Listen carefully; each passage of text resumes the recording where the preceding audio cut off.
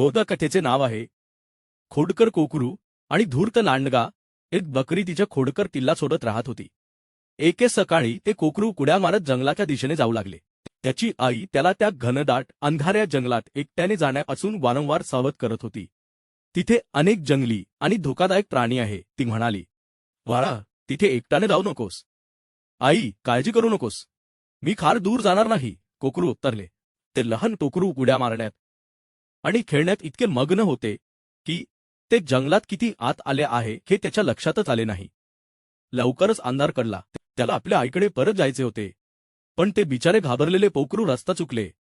ते हरवले होते आणि त्याला काय करावे हे कळत नव्हते. ते आपल्या आईला हाक मारत ओरडू लागले. त्याला आपल्या आरामदायक घराची आठवण येऊ लागली. आईचे न ऐकून आपण मोठी चूक केली आहे हे त्याच्या लक्षात आले. तेवढ्यातच एक लांडगा आला आणि म्हणाला, अरे, आज रात्री मी या कोकरूचे स्वादिष्ट मांस खाईन. लांडग्याने कोकरूवर झडप घातली आणि त्याला पकडले. त्या बिचाऱ्या कोकराला आपल्या आईची आज्ञा न पाळल्याचे परिणाम भोगावे लागले. तात्पर्य: नेहमी आपल्या पालकांचे ऐकावे.